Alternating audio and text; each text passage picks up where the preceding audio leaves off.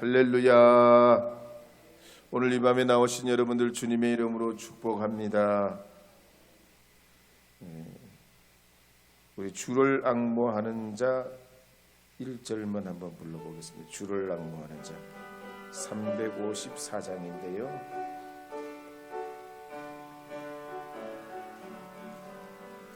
주를 앙모하는 자 올라가 독수리같이 모든 싸움 이기고 근심 걱정 벗은 후 올라가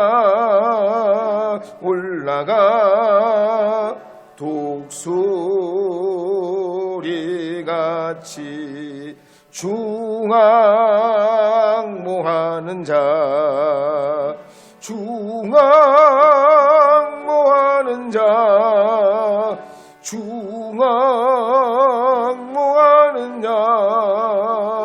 늘 강건하리라. 이방인 최초의 교회인 수리아 안디옥 교회가 성령의 음성을 듣고 바울과 바나바를 선교사로 파송하게 됩니다. 그러자 그들은 실루기아에서 배를 타고 구브로 살라미로 들어가서 바보에 이르게 됐고, 그 바보에서 복음을 전할 때 방해하던 마술사를 주님의 이름으로 굴복시키고, 이제 밤빌리아의 버가로 들어가서 비시디아 안디옥과 이고니온, 루스드라, 더베까지 갔다가 다시 되돌아 나오면서 복음을 전하는 그런 일정으로 이들이 복음을 전하게 됩니다. 바울의 일행은 이런 과정을 통해서 이 비시디아 안디옥에서 안식일에 회당에서 유대인들에게 예수님을 정죄한 유대인들 통해서 주님이 죽게 됐지만 결국 성경대로 예수님은 살아나셨고 우리의 대속제물 되시어서 우리는 죄를 용서받았고 하나님의 의의 자녀가 됐다 그랬습니다. 이렇게 말씀을 증거할 때 능력이 나타난 건 아니지만 성령의 역사가 나타나면서 거기에 있는 안디옥의 거의 모든 시민들이 다 몰려 나와서 하나님을 믿기로 작정한 이들은 다 믿게 됐다라고 그랬습니다. 그래서 지난 시간에는 에스겔서 말씀을 통해서 복음은 듣든지 아니 듣든지 전해야 한다 그랬습니다. 왜냐하면 예수 그리스도를 통해 주신 이 복음은 믿는 자를 구원하는 능력이 있기 때문입니다. 그래서 로마서 1장 2절, 3절, 4절 말씀해 보면 이렇게 기록하는 말씀이 있습니다. 함께 읽어보겠습니다. 이 복음은 하나님이 선지자들을 통하여 그의 아들에 관하여 성경에 미리 약속하신 것이라.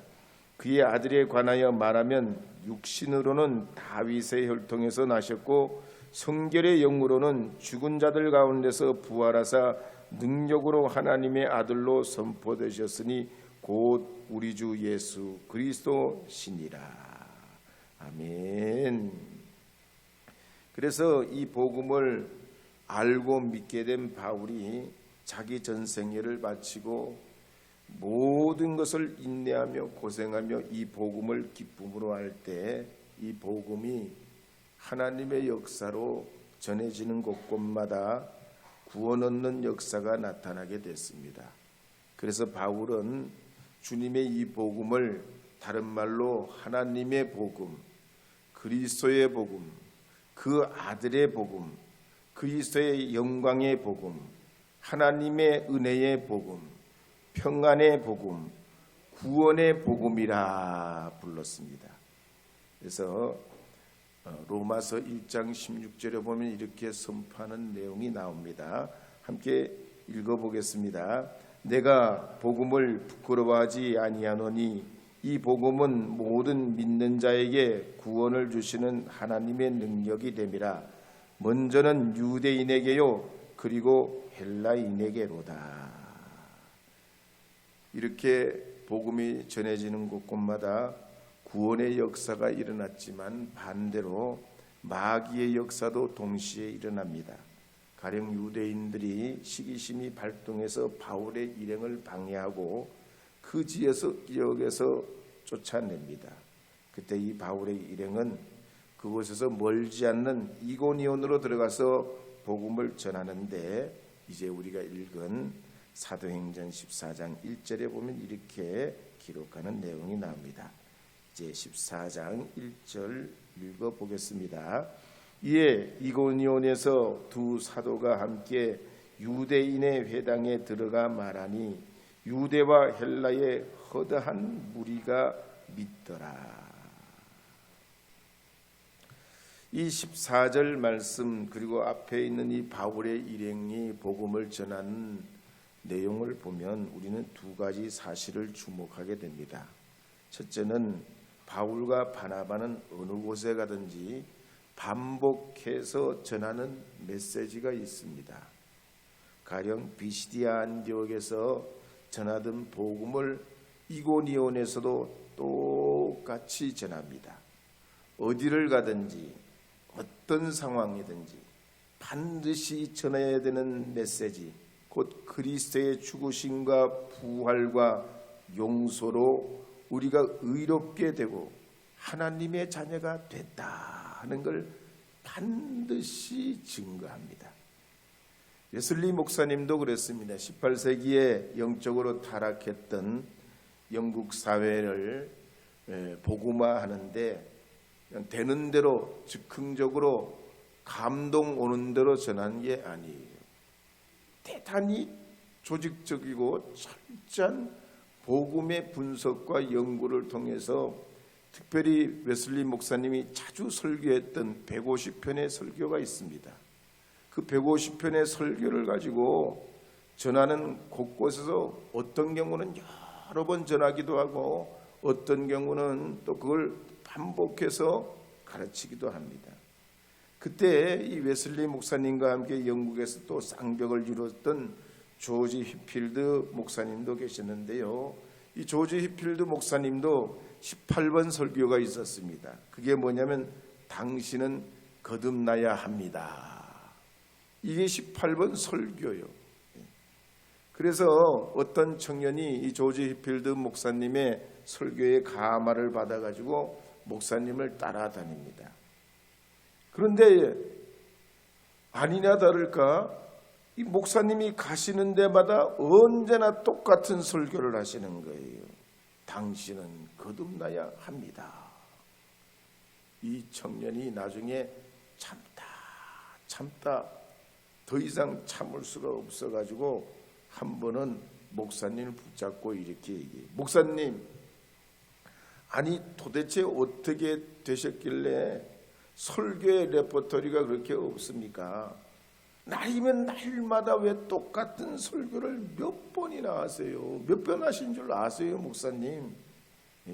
제가 세보니까요, 똑같은 설교를 70번이나 하셨어요. 70번요. 아니 자네가 내가 왜 그렇게 설교를 여러 번 똑같은 설교를 왜 했는지 아직까지도 모르냐? 왜 그러시는 건데요? 당신이 거듭나야 하기 때문이야. 그랬다고 그래요. 우리가 뭐 똑같은 설교를 거듭해서 여러 번 듣는 건 아니더라도 이 복음의 핵심은 예수님이 나의 생명이요, 나의 구원이요, 나의 부활이요, 주님의 보혈로 우리의 죄가 씻어졌다고 하는 이 복음의 핵심은 영원 무궁토록 변치 않는 진리의 핵심이고 복음의 핵심인 줄 믿으시기 바랍니다. 그래서 누가복음 4장 18절 19절 말씀에 보면 이렇게 전하는 복음에 대해서 성령의 역사하는 바에 대해 기록하고 있는 걸 볼 수 있습니다. 18절 19절 읽어보겠습니다. 주의 성령이 내게 임하셨으니 이는 가난한 자에게 복음을 전하게 하시려고 내게 기름을 부으시고 나를 보내사 포로된 자에게 자유를, 눈먼 자에게 다시 보게 함을 전하며 눌린 자를 자유롭게 하고 주님의 은혜 전파하게 하려 하심이라 하였더라.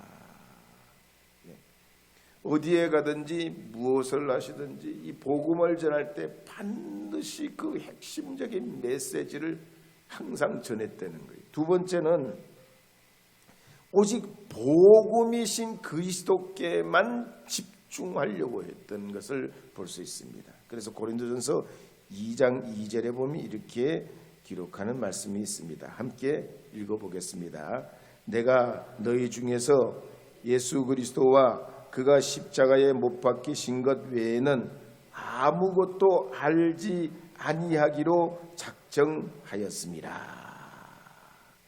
몰라서 그런 것도 아니고 또 호기심이 없어서 그런 것도 아니고 이 바울이 오직 예수 그리스도 외에는 아무것도 알기로 작정하지 않았다고요. 그러니까 갈라디아서 6장 14절에도 보면 이렇게 기록하는 내용이 있습니다. 갈라디아서 6장 14절 읽어보겠습니다. 그러나 내게는 우리 주 예수 그리스도의 십자가 외에 결코 자랑할 것이 없으니 그리스도로 말미암아 세상이 나를 대하여 십자가에 못 박히고 내가 또한 세상을 대하여 그러하니라. 바울이라고 왜 자랑할 게 없었겠습니까? 학문을 많이 한 지성인이고 시대의 양심가고 정의감이 있고 하나님에 대한 열정이 있고 또 인간적인 자기 자랑이 왜 없었겠습니까? 그런데 이 바울은 예수님 외에는 다른 걸 내가 보이는 게 없다는 거예요. 예수님 외에는 달리 내 인생에서 할 말이 없다는 겁니다.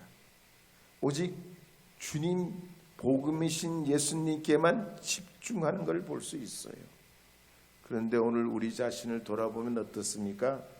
우리는 할 말도 많고 할 일도 많고 알고 보면 별거 아닌데 시간 낭비에 불과한 어쩌면 때로는 너무나 지엽적인 그런 것에 우리의 인생과 시간을 정열을 낭비하는 경우가 없지 않습니다.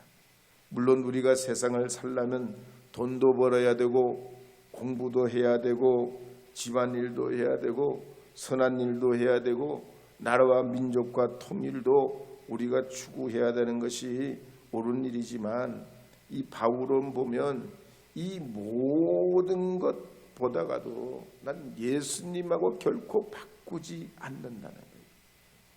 오늘 이 밤에 나오신 여러분들께서도 복음이신 그리스도로 사는 여러분들 되시어서 생명의 주이신 그리스도를 통해서 여러분의 삶에 주시는 하나님의 은총과 은혜를 충만히 누리는 여러분 되시기를 주의 이름으로 축복합니다.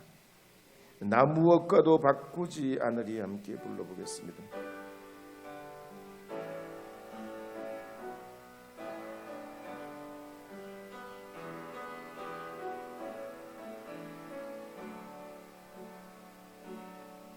나 무엇과도 주님을 바꾸지 않으리. 다른 어떤 은혜 구하지 않으리. 오직 주님만이 내 삶의 도움이시니 주의 얼굴 보기 원합니다.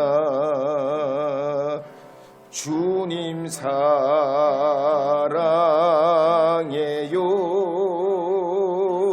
온 맘과 정성 다해 하나님의 신실한 친구 되기 원합니다. 나 무엇과도 주님을 바꾸지 않으리. 다른 어떤 은혜 구하지 않으리. 오직 주님만이 내 삶의 도움이시니 주의 얼굴 보기 원합니다. 주님 사랑해요.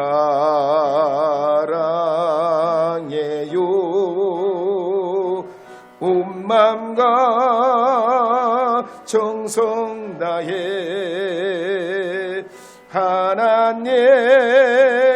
하나님의 신실한 친구 되기 원합니다. 한편 이 바울의 일행은 이렇게 이고니온에서 복음을 전할 때 유대인들이 이방인들을 선동합니다. 분란을 일으켜요. 악의적인 소문을 퍼뜨리고 이 바울의 일행을 굉장히 어렵게 만듭니다. 그래서 2절, 3절, 4절에 보면 이렇게 기록하는 내용이 나옵니다. 함께 읽어보겠습니다. 그러나 순종하지 아니하는 유대인들이 이방인들의 마음을 선동하여 형제들에게 악감을 품게 하거늘 두 사도가 오래 있어 주를 힘입어 담대히 말하니 주께서 그들의 손으로 표적과 기사를 행하게 하여 주사 자기 은혜의 말씀을 증언하시니 그 시내의 무리가 나누어 유대인들을 따르는 자도 있고 두 사도를 따르는 자도 있는지라. 아멘. 여러분, 한 사람이 신앙을 가지고 믿음으로 성장하려면 얼마나 많은 그런 어려움이 있는지 몰라요. 특히 여러분이 속해 사역이나 아니면 성교회나 교회에 여러분 믿음의 형제들을 전도해 가지고 그 사람이 잘 신앙으로 성숙하도록 뒤에서 후원하고 돕고 기도하는 어떤 역할을 한번 해보세요. 그 한 사람이 신앙으로 성장하는데 정말로 많은 난관이 있어요. 신앙이 잘만한데 아니 무슨 일이 생겨가지고 갑작스럽게 말이죠. 또 신앙이 말이죠. 엎어지고 넘어지고 자빠지고 깨지고 그런 경우가 한두 번이 아니에요. 그런데 이 바울의 일행이 그 어렵게 복음을 증거하는데 이 유대인들이 말이죠. 대놓고 악감정을 품고 복음을 전하지 못하도록 방해를 합니다. 방법이 없어요. 믿음 생활을 잘하고 신앙이 잘 자라라고 격려를 해주고 함께 협력을 해도 안 되는 것이 이 믿음 생활인데 대놓고 나쁜 악의적인 소문을 퍼뜨리고 무함과 여러 가지 어려움을 이렇게 할 때 바울의 일행은 방법이 없습니다. 그런데 어떻게 합니까? 3절 말씀에 보면 이렇게 기록하고 있어요. 3절 한 번 더 읽어보겠습니다. 14장 3절입니다. 두 사도가 오래 있어 주를 힘입어 담대히 말하니 어떻게 했다는 겁니까? 그래도 오래 있었어요. 그리고 주를 힘입어 담대히 말했다고 그랬어요. 어떻게 이룰 수 있을까요? 그래도 계속 있어. 그 자리를 안 떠나. 거기서 그냥 계속 눌러 앉아.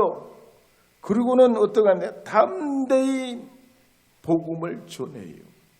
어떻게 이룰 수 있어요? 주님을 믿는 믿음이 있기 때문이에요. 주님이 우리와 함께하고 이 복음의 역사는 하나님이 반드시 이루어 가신다고 하는 흔들리지 않는 그 믿음이에요. 그렇게 될 때 어떻게 됩니까? 그들의 손으로 표적과 기사를 행하게 하여 주사. 하나님의 역사가 그 다음부터 나오는 거예요. 성령께서 그들의 손에 표적과 기사가 나타나게 하여 주셔서 정말 말씀이 말씀되고 은혜가 은혜가 되도록 가마의 역사가 일어납니다. 그러니까 처음에는 아무도 이 복음을 받으려고 하지 않았는데 점점 이 복음의 역사가 나타나면서 은혜 받는 무리가 생겨나게 됐다는 겁니다. 국민일보에 연재됐던 이수민 교수의 간증에 보면 이분이 37살에 고대에서 화학을 전공하고 의학 박사 학위를 받습니다. 논문을 잘 써가지고 국비 유학생 10명을 뽑아가지고 미국으로 보냈는데 이분이 그 10명 안에 포함이 돼요. 근데 가기 얼마 전에 눈이 자꾸 뻣뻣해서 눈물이 나서 안과에 가서 의사 진단을 받습니다. 녹내장 말기래입니다. 녹내장이 무섭나 봐. 녹내장이 시력을 잃게 만들어요. 수술도 안 된답니다. 그래서 세계에서 눈을 제일 잘 본다는 미국의 의사에게 가서 수술을 받았어요. 그래도 안 돼요. 그래서 이분이 어떡하냐? 이럴 바에는 나이아가라 폭포에 가서 떨어져 죽어야지. 그리고 그 마음을 먹고 있는데 그렇게 생각을 하고 그렇게 인생을 그냥 끝내려고 그러는데 자기 귀에 이어폰을 이렇게 딱 낀 것처럼 자기 귀에 그 이어폰을 끼고 듣는 것처럼 아주 또렷한 음성이 자기 귀에 이사야서 41장 10절 말씀이 들려와요. 한번 읽어보도록 하겠습니다. 두려워하지 말라, 내가 너와 함께 함이라. 놀라지 말라, 나는 내 하나님이 됨이니라. 내가 너를 굳세게 하리라. 참으로 너를 도와주리라. 참으로 나의 의로운 오른손으로 너를 붙들리라. 이분이 그래서 나야가라 폭포에 가서 떨어져 죽으려고 하다가 그만두고 학교로 갑니다. 강의할 내용을 준비해요. 근데 안 뵈니까 어떻게 통째로 강의안을 외워요. 점자로 된 거 다 외웁니다. 학생들 출석을 강의할 때 불러야 되는데 학생들을 어떻게 이름도 다 외워요. 그러니까 성경도 매일 아침 점자로 된 성경을 하루 5장씩 읽고 묵상을 하면서 하나님 앞에 자기 자신의 삶을 돌아보면서 인생을 새롭게 삽니다. 그러면서 하나님이 이분에게 감동과 변화가 오게 하는데요. 정말로 이분이 이런 고백을 합니다. 나는 눈을 잃어 앞이 보이지 않지만 더 많은 기도를 하나님께 드릴 수 있고 더 많은 대화를 하나님과 함께 할 수 있고 24시간 나는 모두 기도할 수 있고 24시간 나는 기도하는 남자입니다. 그리고 웃더래요. 또 서울의 유근아 장로님, 이분도 의사거든요. 유교 집안에 태어나가지고 친구를 따라가지고 교회를 가는데 거기서 자기 부인된 권사님 전도를 받고 교회를 나가게 돼요. 산을 이분이 워낙 좋아해가지고 동료들과 함께 히말라야에 있는 카라코람 산맥을 등반하게 되는데 그 카라코람 산맥은 히말라야 중에서 전 세계에서 2번째로 높은 봉우리가 있는 데란 말이죠. 근데 우리나라 사람도 거기에 올라갔다 브로드 피크에 올라갔다가 사고 당하고 조난 당하고 그랬던 적이 있는데 이분들이 산이라는 건 자꾸 가보면 더 절경 비경 그리고 남들이 안 가본 데 그런데 자꾸 도전하고 싶거든요. 거기 가는데 비용도 무지 많이 든단 말이에요. 걸어서 가는 것도 아니고 비행기 타고 가고 짐진 헬퍼들이 있어가지고 짐지는 짐꾼들을 다 짐져주고 그런 거 다 돈을 줘야 되거든. 하여튼 그래가지고 그 팀들이 그 카라코람 그 위로 카라코람으로 올라가요. 근데 앞서가던 사람이 낭떠러지에 떨어져 끝이 보이지 않는 데서 떨어져서 그 사람이 흔적이 안 보이게 돼요. 동료가. 그냥 올라갈 때는 도전한다는 생각에 그냥 크게 전부 다 마음을 가지고 올라갔는데 사람이 떨어져서 그 사람이 진짜 죽는 게 눈앞에 뵈니까 완전히 사람들이 머리가 하얘지면서 등반을 더 이상 할 수 없게 됩니다. 그럴 때 이분이 자기야 내가 준 성경책을 꺼내가지고 베이스 캠프에서 사람들 모이라고 하면서 추도 예배를 드리는데 인간의 죽음과 나약함 뭐 이런 것이 막 짧은 순간에 막 밀려오면서 하나님 앞에 회개하면서 이분이 새로운 삶을 살게 돼요. 그러면서 지금은 베트남, 필리핀, 아프리카, 케냐 같은 데 의료 선교를 하고 쪽방촌, 탁골공원, 장애우들 진료하는 일에 자기를 헌신하고 있습니다. 오늘 우리도 그렇습니다. 주님 앞에 우리의 눈이 열려서 주의 은혜로 이루어가게 될 때 이 바울이 말이죠. 오직 주님께만 집중하며 나갈 때 복음의 역사가 일어나고 그들이 말이죠. 여러 가지 어려움을 주지만 끝까지 오래 참고 그 복음이 복음되도록 주님을 믿으면서 증거할 때 고난도 오지만 그만큼 은혜도 크게 그들에게 임하면서 복음의 역사가 나타나고 이 초대교회에 하나님의 복음의 열매들이 맺어지게 됩니다. 오늘 이 밤에 나오신 여러분들께서도 하나님 앞에 혹시 여러분 어려움이 있으면 그만큼 하나님이 여러분에게도 더 큰 은혜를 허락하시는 줄 믿으시고 주님 앞에 믿음으로 나가시기를 주의 이름으로 축원합니다. 다윗이 사망의 음침한 골짜기에 지날 때에 앞이 보이지 않고 미래가 생각되지 않았지만 주님이 함께 하실 줄 믿고 담대하게 나갈 때 그의 인생의 변화가 오고 하나님의 축복의 역사가 나타났듯이 바울의 일행도 오늘 우리의 삶도 이고니온에서 복음도 여전히 동일하신 하나님의 역사가 우리들에게 나타나서 복음의 승자들이 되게 하시는 하나님의 은혜를 경험하게 하실 줄 믿습니다. 주님의 선하심이 이 저녁에 나오신 여러분들과 여러분의 모든 삶에 더해지는 크고 놀라운 은혜가 있기를 주의 이름으로 축복합니다.